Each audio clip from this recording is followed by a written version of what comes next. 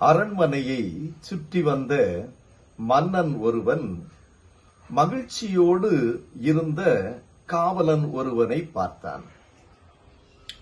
நீ மகிழ்ச்சியாயிருக்கிறாயே எப்படி என்று சொல்லி அவரிடத்திலே கேட்டார்.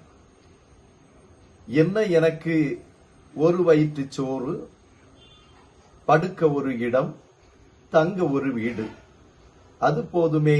நான் மகிழ்ச்சியாயிருப்பதற்கு வேறு எனக்கு என்ன வேண்டும்? எனக்கு கவலை இல்லை என்றான் மிகவும் மகிழ்ச்சியோடு.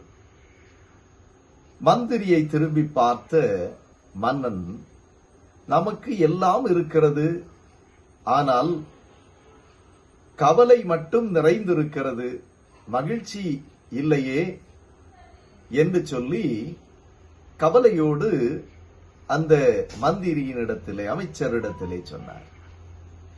அமைச்சர் இதையுற்று கவனித்துவிட்டு அவர் சொன்னார், நீங்கள் ஆம் என்று சொன்னால் மட்டும் போதும், நாம் இந்த கவலைப்படுவோர் சங்கத்திலே இந்த காவலனையும் இணைத்துவிட முடியும் என்று சொன்னார்.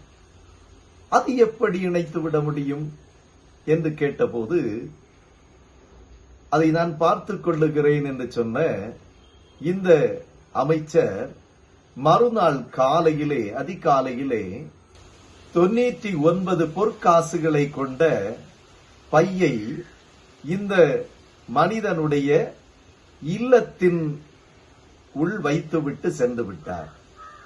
காலை எழுந்து பார்த்தவன் இந்த பொற்காசுகள் இருந்த பையை எடுத்து பார்த்தான். 99 பொற்காசுகள் இருந்தது. ஒன்றை காணவில்லை என்று சொல்லி தன்னுடைய இல்லம் முழுவதும் தேடினான். எப்படியாவது அது கிடைத்துவிட வேண்டும், ஐயோ அதை இழந்து விட்டேனே என்று சொல்லி கவலைப்பட்டான். தன்னுடைய மனைவியை அழைத்தான், எங்கும் தேடிப்பார் என்று சொன்னான். பிள்ளைகளை அழைத்தான், எங்கும் தேடிப்பார் என்று சொன்னான். எப்படியாவது இந்த 99 பொற்காசுகளோடு ஒரு பொற்காசை கூட சேர்த்து அதை 100 ஆக்க வேண்டும் என்று சொல்லி முயற்சித்து அவன் இன்னும் அதிகமாய் பணி செய்ய ஆரம்பித்தான். பாரப்பட ஆரம்பித்தான், கவலைப்பட ஆரம்பித்தான். அவன் இந்த கவலைப்படுவோர் சங்கத்திலே தன்னை இணைத்துக் கொண்டான். பிரியமானவர்களே, அநேக வேளைகளிலே நாம் இப்படித்தான் இருக்கிறோம். எல்லாம் இருக்கிறது, ஆனால் இல்லாத ஒன்றிற்காக கவலைப்பட்டு ஏங்குகின்றோம். வேதம் சொல்லுகிறது, நீங்கள் ஒன்றுக்கும் கவலைப்படாமல் எல்லாவற்றையும் குறித்து ஸ்தோத்திரத்தோடு கூடிய ஜெபத்தினாலும் விண்ணப்பத்தினாலும் தேவனுக்கு தெரியப்படுத்துங்கள் என்று சொல்லுகிறது. கவலை நம்மை அழித்து விடுகின்ற ஆயுதமாக இருக்கிறது. அதை கடந்து நாம் வெளியே வர வேண்டுமே என்று சொன்னால், வேதத்திலே அவர் உங்களை விசாரிக்கிறவர் ஆனபடியினால் உங்கள் கவலைகளை எல்லாம் அவரிடத்திலே வைத்து விடுங்கள்.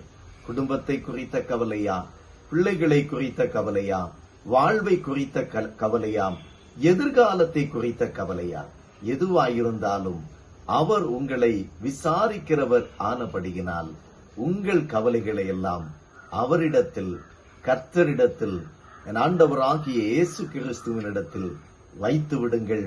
அவரே உங்களை ஆதரிப்பார். கவலைப்படுவதை விடுவோம், கர்த்தருக்குள் மகிழ்வோம். கர்த்தர் உங்களை ஆசீர்வதிப்பாராக. ஆமென், ஆமென், ஆமென்.